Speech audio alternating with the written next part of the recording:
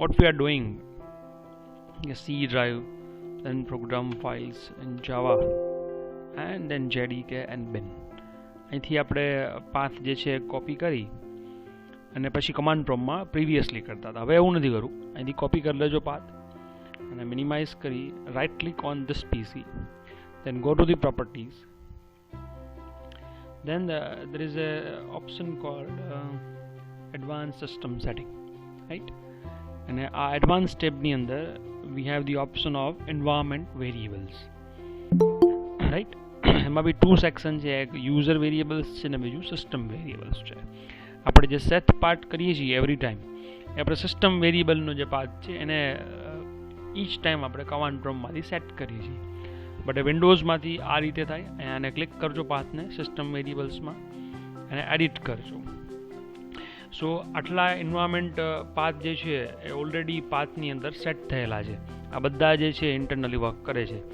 એમાં આપણે આપણું પોતાનું નવું એડ કરવું છે. તો અહીંથી ન્યૂ કરી એટલે જો અહીંયા ટેક્સ આવી ગઈ, અહીંયા પેસ્ટ કરી દેજો અને જસ્ટ ક્લિક એટલે આ તમારો પાથ જે છે આટલા પાથની સાથે one more path has been set which is this.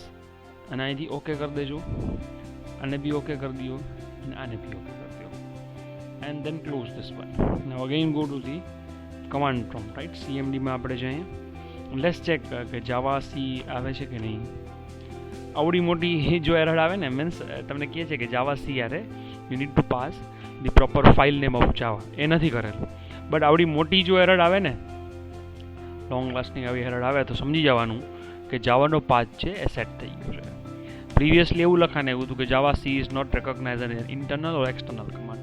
હવે એ મેસેજ નથી આવ્યો. હવે શું કહે છે કે જાવા સીની સાથે you need to specify valid Java file name. So the path is set now. એટલે દરરોજ તમારા પાથ જે છે એ હવે સેટ કરવાની જરૂર નથી. ઓનલી એક વખત આ રીતે સેટ કરી નાખશો. જો વળી પાછા કમાન્ડ પ્રોમ્પ્ટમાં જાઉં છું હું. Again I check this one.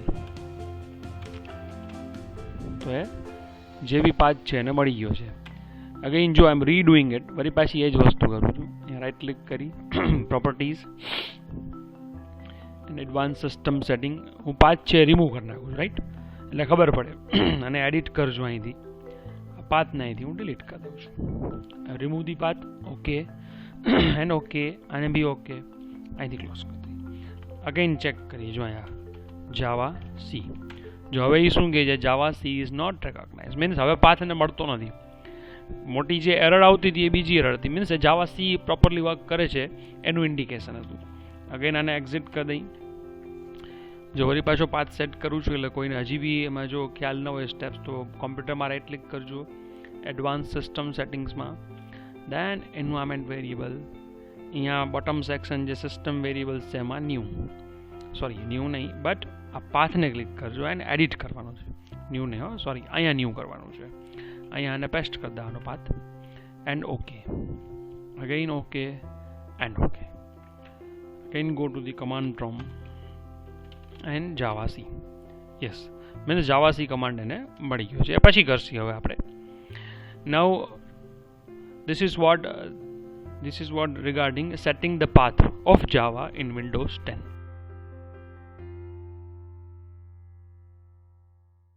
Need to do today. જો હું નોટપેડમાં જાઉં છું, રાઈટ? અહીંયા આપણી એક ફાઇલ, ઓકે, પ્રીવિયસ ફાઇલ ભૂલી જાય. Let's define the another class. એક અલગ ક્લાસ હું બનાવું છું. લેટ્સ સે મેથડ ડેમો. બરાબર છે? મેથડ ડેમો નામનો એક મેં ક્લાસ બનાવ્યો છે. એની અંદર by default we need a function which is public static void main and સ્ટ્રિંગનો એરે એક આપણે જોશે, લેટ્સ સે એસ. એનું નામ કંઈ બી રાખી શકો છો. This is the method. અહીંયા આપણે એક મેસેજ આપી દઈશું, system dot out dot println this is main method. બરાબર? ખાલી મેસેજ છે, બીજું કંઈ નથી. આપણે ABCની અંદર બધું સ્ટોર કરીએ છીએ. બરાબર છે? પ્રોગ્રામનું નામ શું આપવું? લેટ્સ સે મેથડ ડેમો ડોટ જાવા. આ ફાઇલ મેં સેવ કરી નાખી. લેટ્સ મેક શ્યોર કે પહેલાં આટલી વસ્તુ પ્રોપરલી રનિંગ થાય છે કે નહીં. CD/ આપણું ફોલ્ડર છે ABC. જાવા સી કરીએ. આપણી ફાઇલનું નામ હતું method demo, right? Method demo dot Java. Method demo dot Java. It is successfully compile. અને જાવા જ્યારે કરશો ત્યારે જ એ જ ક્લાસનું નામ આપવાનું જેની અંદર મેઇન મેથડ છે. જો આ ખાસ ધ્યાન રાખજો. એઝ આઈ સેડ પ્રીવિયસલી કે Java is a case sensitive language. એટલે તમારે જો મેથડ ડેમો જે છે એ ક્લાસનું નામ શું છે, એટલે કે બાઇટ કોડ ફાઇલ જે છે એ આ રીતે છે મેથડ ડેમો. તો એ જ વસ્તુ અહીંયા લખવી પડે. એને તમે કોપી કરી નાખો તો ચાલે, right. Java method demo. Okay, it is case sensitive. ક્લાસના નામ છે એ કેસ સેન્સિટિવ હોય છે. અને ક્લિયર કરી નાખીએ. Now let's add few more methods, right. આ મેઇન મેથડ થઈ. So let's add one more method. Let's say public void, કેમ કે આ મેથડ કંઈ રિટર્ન નથી કરવાની. લેટ્સ સે સરનેમ. એ મેથડ શું કરશે? It is going to print the surname of mine. તમે જ્યારે કોડ બનાવો ત્યારે એવું કરજો કે તમારી સરનેમ અહીંયાથી એ પ્રિન્ટ કરે. System dot out dot println, let's say Ojha, it is my surname. અને મેં સેવ કરી નાખ્યું, right. I have saved the code. Let's compile and run the code. આપણે કમ્પાઇલ કરીને જો અપ ડાઉન એરો કરશો ને તો પ્રીવિયસ કમાન્ડનું લિસ્ટ આ રીતે આવે. તો વળી પાછું ક્યાંય તમારે લખવું ન પડે. એને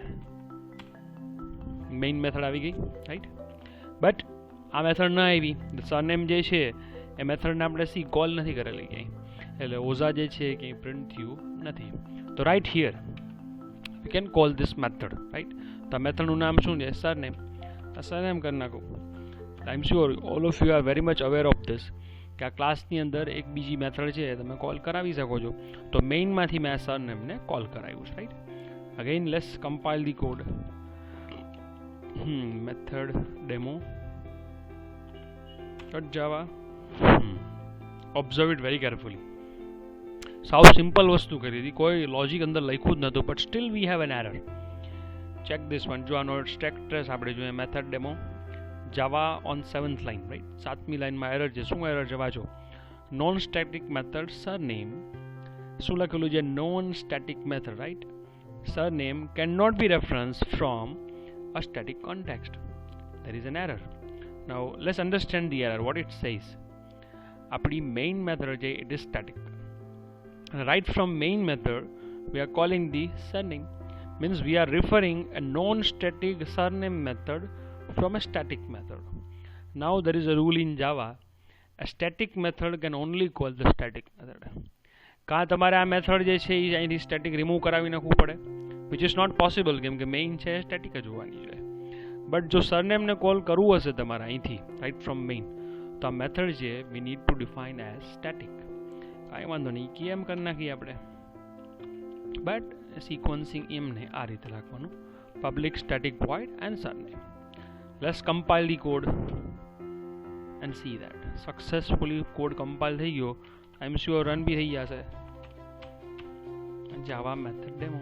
as you can see main method પહેલાં આવી, and then we have call the surname. તો અહીંથી શું આવી ગયું? સરનેમ આવી ગયું. So this is the way, right. તમે મેઇનની અંદર જો આ બધું મેઇનની અંદર જ, એટલે કે આપણા એક જ ક્લાસની અંદર હજી આપણે કામ કરીએ છીએ, હજી મલ્ટિપલ ક્લાસ આપણે બનાવ્યા જ નથી. મેઇનની અંદર આપણે બીજી મેથડ કોલ કરી છે, એ સ્ટેટિક નથી એટલે બનાવવી પડી, બિકોઝ સ્ટેટિકની અંદર તમે સ્ટેટિક મેથડ્સ જ કોલ કરી શકો. નાઉ સી ધીસ કે આ બંને મેથડ, એક સરનેમ પ્રીવિયસલી બનાવી અને નેમ હમણાં બનાવી, both the methods are static તો છે જ, as well as they are returning nothing to the caller. આ એનો કોલર કહેવાય ને, main is the caller of this method. જો હવે તમે આવું બી કંઈક કરી શકો છો. લેટ્સ સે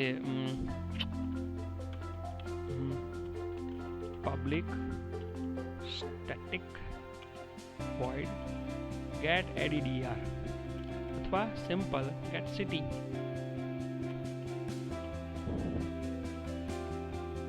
આ રીતે બી થઈ શકે. જસ્ટ મિનિટ, સેજ ફોન્ટની સાઇઝ નાની કરો, તમને ફૂલ કોડ વિઝિબલ થાય. હવે મેં બીજી એક અનધર મેથડ બનાવી get city. પછી get cityમાં એકચ્યુઅલી શું કરવું છે કે આપણે સિટીનું નામ જે છે અહીંથી રિટર્ન કરવું છે. કોને રિટર્ન કરવું છે? To the caller. એટલે કોલર એટલે આપણી મેઇન મેથડ છે. હવે જો અહીંથી પહેલાં રિટર્ન કરી નાખીએ આપણે. રિટર્ન સિટીનું નામ શું છે ભાઈ? મારા તો જામનગર છે. તો it is a valid statement. Return છે થઈ ગયું. અહીંથી મેં શું લખ્યું છે? Get city. But it is not enough, right. There is an error. આપણે જોવી છે એરર શું કરે છે એ બતાવી છે મારે તમને. છે incompatible types, unexpected return values. See what you have done, તમે અહીંયા આને void કહો છો કે આ મેથડ રિટર્ન નથી કરતું કાંઈ, અને અહીંયા પાછા શું કરો છો, રિટર્ન કરો છો. How is it possible? Now you make sure કે તમારે શું કરવું જોઈએ એ તમને પૂછે છે. જો અહીંયા તમારે void રાખવું હોય તો આ રિટર્ન સ્ટેટમેન્ટ ના આવે, તો તમારે અહીંથી શું કરવું પડે, આ જે સિસ્ટમ ડોટ આઉટ ડોટ છે ને, જામનગર અહીંયા લખી નાખો તો આ રીતે થાય. It is one way. Let's see આટલું કમ્પાઇલ થઈ જ પહેલાં.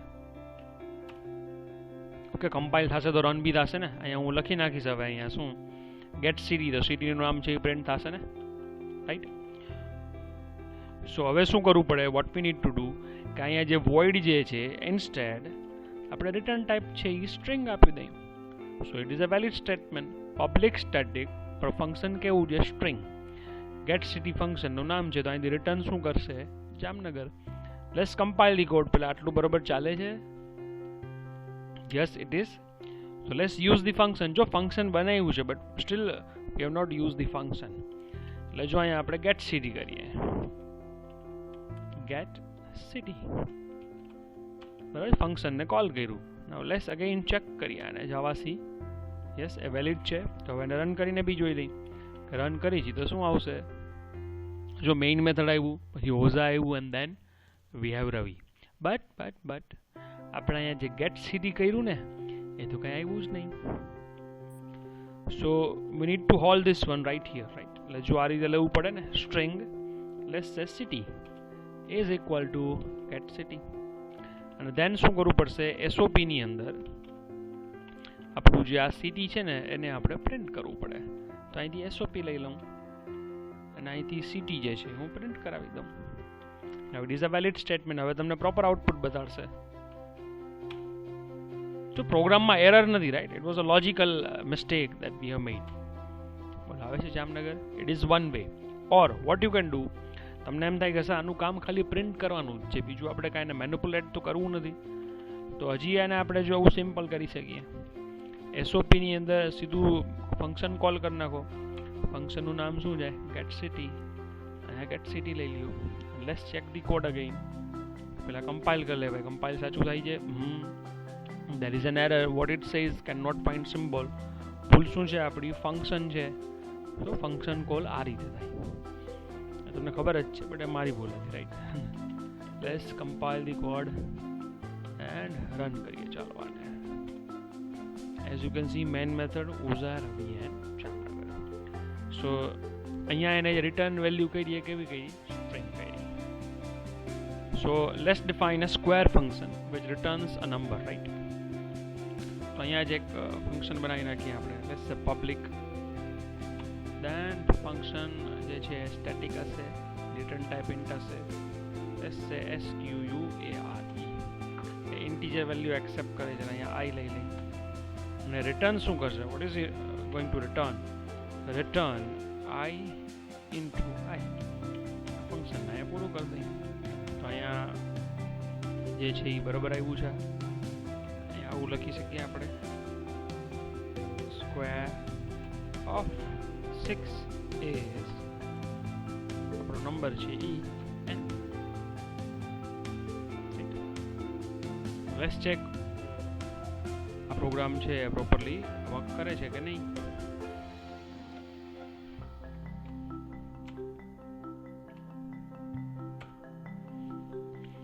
And the square of 6 is 36. Okay.